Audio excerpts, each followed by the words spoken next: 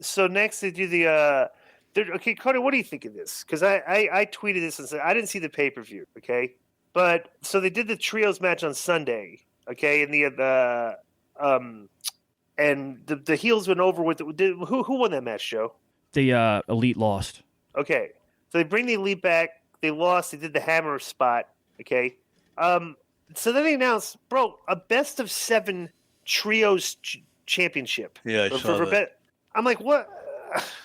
I don't know. I think that is absolutely like you are not going to get like one single fan, like new fan, that is going to want to watch these guys wrestle each other every single week. I think that's one of the most ridiculous. Like, I mean, what are they doing this for? Just so they can have the matches and Dave can talk about how great they are, and when the series is over, they go, well, 4 and 6 I think were the best ones, but two that was like bro, this is just like nerdy conversation for me. Yeah, but I mean, compare and contrast. Best of 7 series have a long history in wrestling. Booker and Benoit and Magnum and Tully, like they've been something people wanted to watch before and successful. So, and this having those 6 guys wrestle, if they go 7 matches, that's good for their fans. They're gonna love that. So.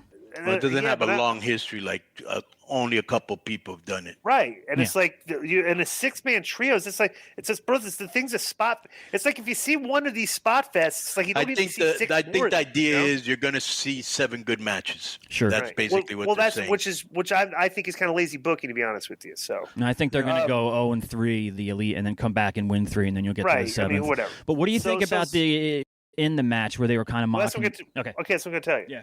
So during the match, they're doing a lot of Punk references, like Kenny's biting the arm, he doesn't go to sleep, and the crowd. One of the Bucks did the flip Larry and fell on his ass like Punk did when he slipped that time. Yeah. So it's like so they're trolling Punk, they're trolling the fan. The crowd is all the crowd's f-bombing this whole show, and I don't know that that they don't drown the noise out on TBS and everything, but that's not. Like they got to cut down on the language. Like if they want a new TV deal, they're going to realize like at some point they go, well, we didn't like the language. That's a thing. I mean, we worked at Turner. They had standards and practices. So it's like, I don't know. How can you stop a crowd from saying this guy, that guy, whatever? It's how are you going to stop them? So the end of you drown the crowd out. Okay. The audio. Okay. So this was this finish. You got to explain this to me, right?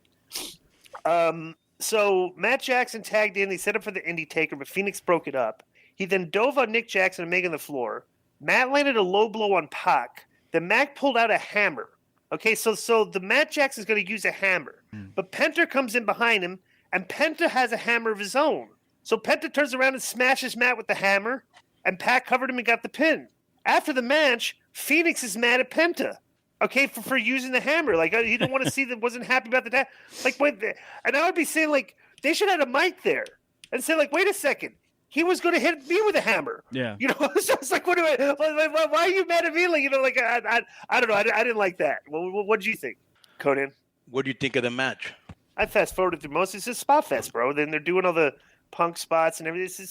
This is for their fans. Like, This is not my cup of tea. These matches are, like they start off the match, he kneed him right in the face of V-Trigger. It looked like he knocked him out. It's like that should have been. That would have been an interesting finish. What do you think, Joe?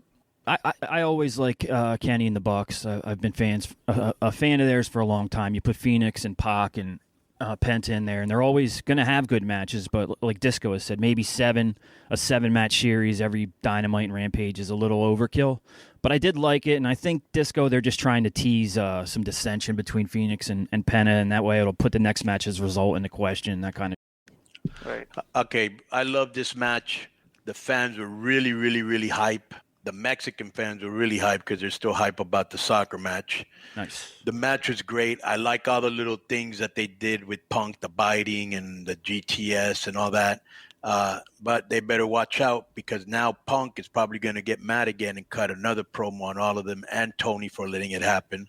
But either way, I could see shots being fired again. I thought this maybe was really... they might do business. Who knows? Maybe they all might do business. They'd be good. Bro, that's the hottest thing they could do. Right. You know? Right. So that there's that, and the finish is just like, again, I think they're hot shotting. They don't, they wanted something to be controversial. I don't know why Penta would get mad that Phoenix was using the hammer, and I know that the hammer was given to him originally by Pac a couple weeks ago, and I just thought that finish was kind of stupid. I thought it was funny when Don Callis in commentary said, "I would never dress like Alex Abrahantes." He's kind of frozen. Bro, what does that guy add to them? I have no idea, but that now he's got a shirt that says "Hype Man." If I would have talked to Don before this match started, right, and he was going to be on commentary, I would have told him, dude, everything you say, bury Abrahantes during what you're saying. It would have been hilarious. Yeah, I give a complete 15-minute burial on the guy, like for his part of the commentary would have been hysterical. But yes. So next. Now, I'd like to see, Konnan, if you have time or any interest in going back to watch that Saturday pay-per-view, what you thought about Tony Storm and Hayter, because I thought they had a really good match, so I'd be interested to see what you thought. The other thing is, I had a brain fart, didn't even say this, but what do you think about the Elite trolling Punk? Do you think this is it's turning into a work and Punk's going to return when he's not injured? Or you think it's just them?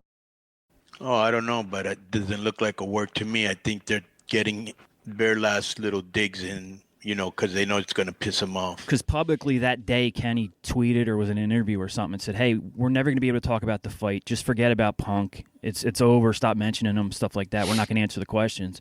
And then that night they troll him. So, I don't know. Yeah.